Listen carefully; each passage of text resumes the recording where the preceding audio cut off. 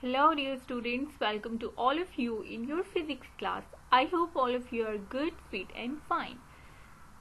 Let's start grade 9 subject physics chapter 3, chapter name dynamics.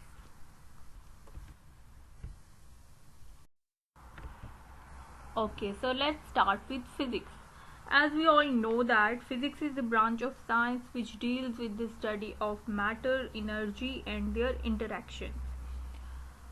Further, physics is divided into many branches, just like optics, mechanics, electricity, heat, sound, atomic physics, nuclear physics, plasma physics, geophysics, thermodynamics, and so on, etc.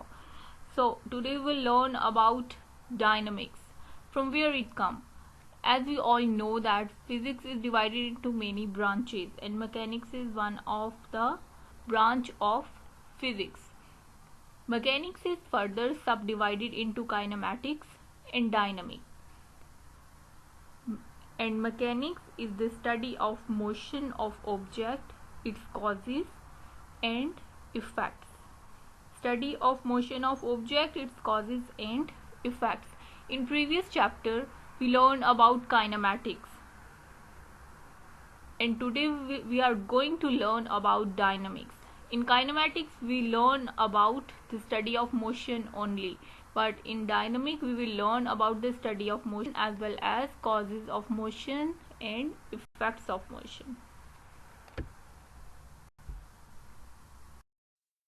Okay, so let's discuss the difference between dynamics and kinematics. Dynamics is the branch of physics involving the motion of an object and the relationship between that motion and other physical concepts. Because as we know that in dynamics, we will study about the motion of object and its causes. But in kinematics, as we know that we will only learn about the motion of object. So you can also say that kinematics is a study of motion of object without its causes. So you can say that kinematics is a part of dynamic. So in kinematics, you are interested in the description of motion, not concerned with the cause of the motion.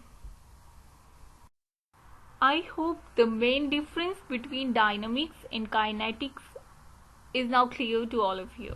So let's move toward our first topic, that's 3.1 force, inertia and momentum.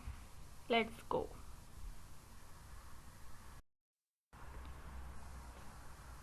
Force. First of all, we have to discuss definition, then unit, and then afterward we have to discuss examples. A pushing or pulling on an object is called force. Force is measured in Newton. Let us suppose that I applied a force to move the chair.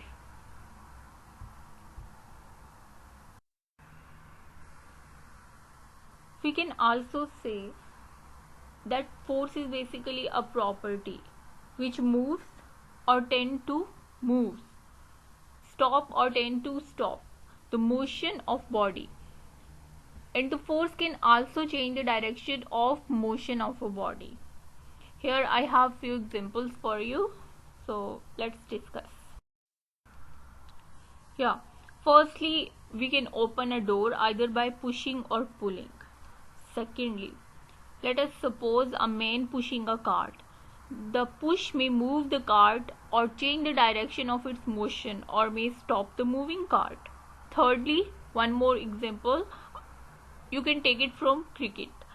A batsman is changing the direction of a moving ball by pushing it with his bat. A force may not always cause a body to move. So let us suppose here I have one more example for you. A boy is pushing a wall, and is this trying to move it? Could he move the wall? Is this possible? No, that's not possible. One more example from football. A goalkeeper needs a force to stop a ball coming to him.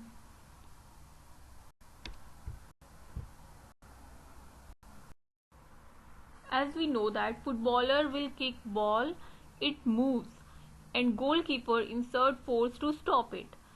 It also change the direction. You can observe the same thing in cricket.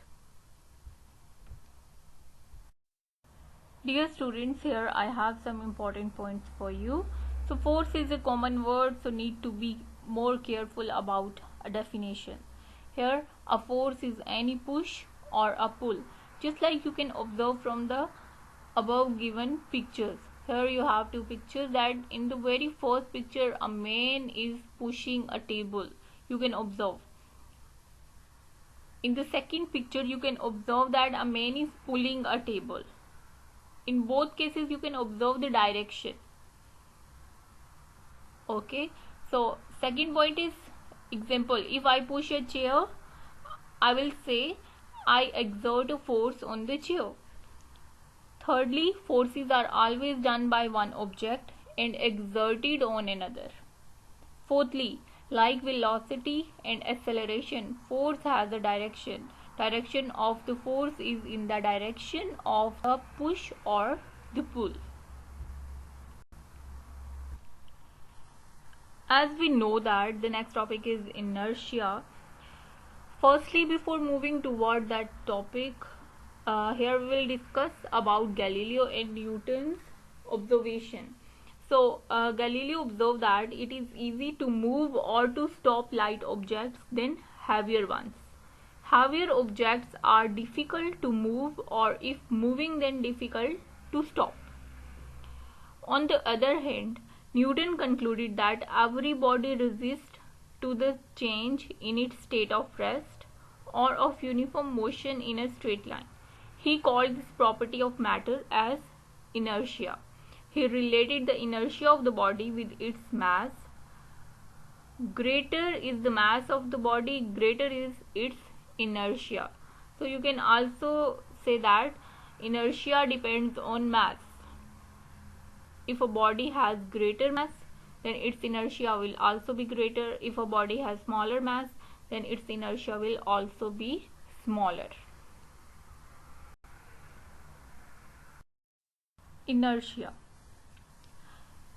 Here we will discuss what is inertia. Inertia is basically the property of the object. You called it property. Inertia is the property of an object, or you can say the tendency of an object to remain at rest, or if moving to continue its motion. Types of inertia. There are basically three types of inertia. Firstly, inertia of rest. Secondly, inertia of motion. Thirdly, inertia of direction. One by one we are going to learn about the three types of inertia. Firstly, here inertia of rest. This is the resistance offered by the body to remain in rest unless an external force is not applied on the body. For example, if a carpet is beaten with a stick, then the dust particle due to inertia of rest tends to remain in rest while the fibers of carpet become in motion. Secondly, inertia of direction. This is the resistance offered by the body to change its direction unless an external force is not applied on the body. Here I have an example for you that if a bus takes a turn, then passengers sitting in tends to remain in the same direction in which the bus was traveling before. Thirdly, inertia of motion. The resistance offered by the body to change its uniform motion. Here also I have an example. If a bus stops suddenly, then the passenger fall forward due to inertia of motion. So by the help of these three examples, we can easily understand these three types of inertia. So here I have one more example for you. Inertia of rest. The resistance of a body to change its state of rest is called inertia of rest. So as you can observe from the picture, take a glass and cover it with the piece of cardboard. Place a coin on the cardboard. Now flick the card horizontally with a jerk of your finger. Then what will happen? Does the coin move with the cardboard? The coin does not move with the cardboard due to inertia. Where does the coin go as the cardboard flies away? You can easily observe that the coin falls into glass.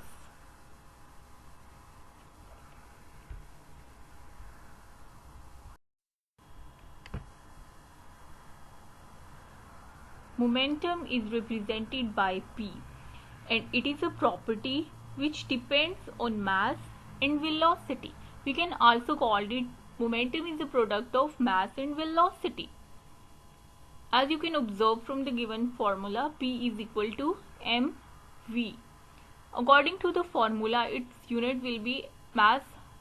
The unit of mass is kilogram and the unit of velocity is meter per second. So we can say momentum is equal to kilogram meter per second. It is a vector quantity.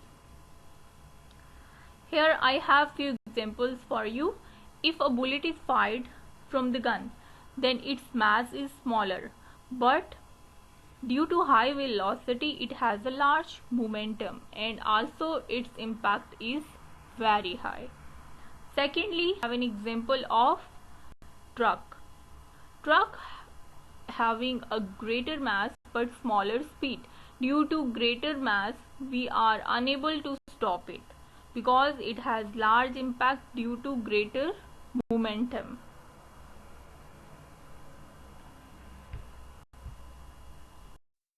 So momentum is a product of mass and velocity. It is denoted by P. P is equal to mv. Mathematically we can write it P is equal to mv. Its unit is kilogram meter per second. It is a vector quantity. We can also define it. Momentum of a body is the quantity of motion it possesses due to its mass and velocity.